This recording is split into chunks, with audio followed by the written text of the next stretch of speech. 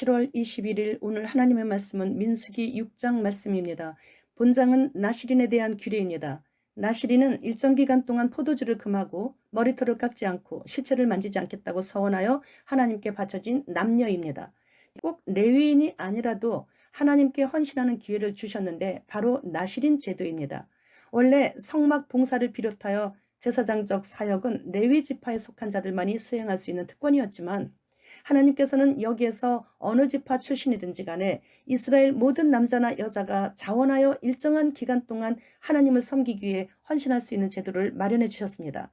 때로 나시린의 서원은 사무엘의 경우처럼 자녀를 대신하여 부모가 하기도 했지만 일반적으로 성인이 자발적으로 평생 또는 일정 기간 동안 오직 하나님만을 위해 힘쓰며 헌신하겠다고 서원하는 제도였습니다.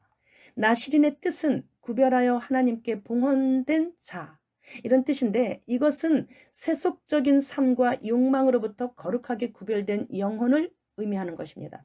일단 나시린이 되어 하나님께 바쳐지게 되면 첫 번째로 포도는 날 것이든 말린 것이든 포도주나 포도즙조차도 일체 입에 넣을 수 없었습니다.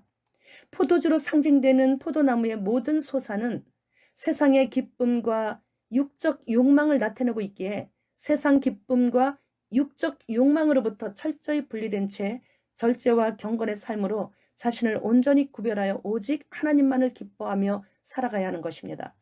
두 번째로 금해야 하는 것은 머리털을 자르지 말라는 것인데 머리털은 그 사람의 면류관 같은 것으로서 영광과 승리와 생명을 상징합니다. 따라서 자기 위에 주관하는 자가 계심을 상징하는 것입니다.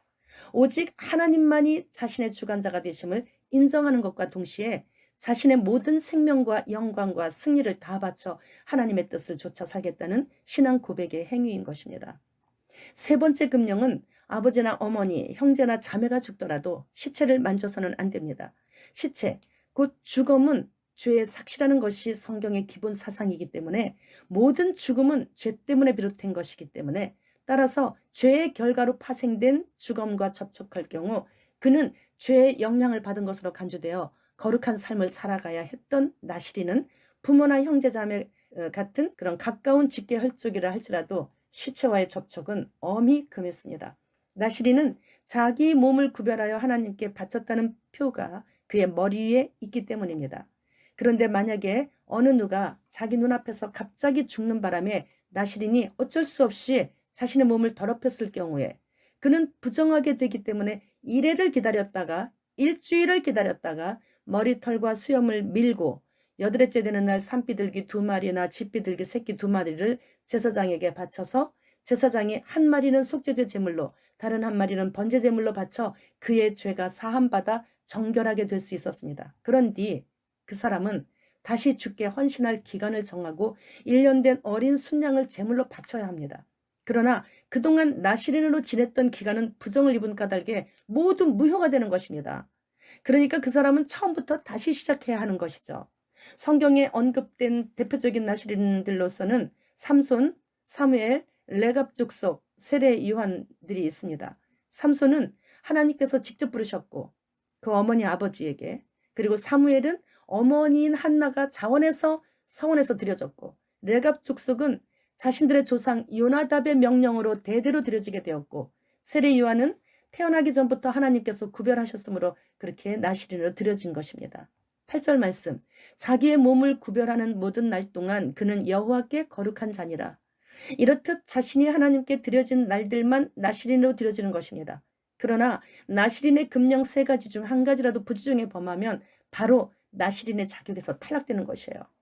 우리가 예수님을 믿는다고 하는 날 동안만 그리스도인이에요.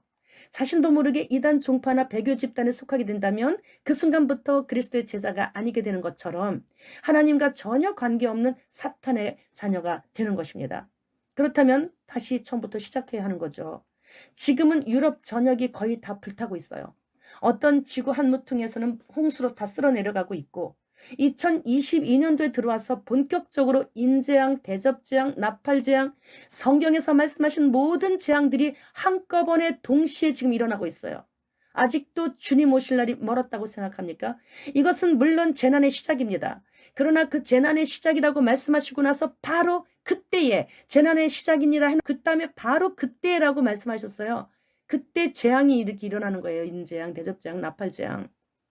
지금은 나시린처럼 세상에 취하지 않아야 되는 거예요.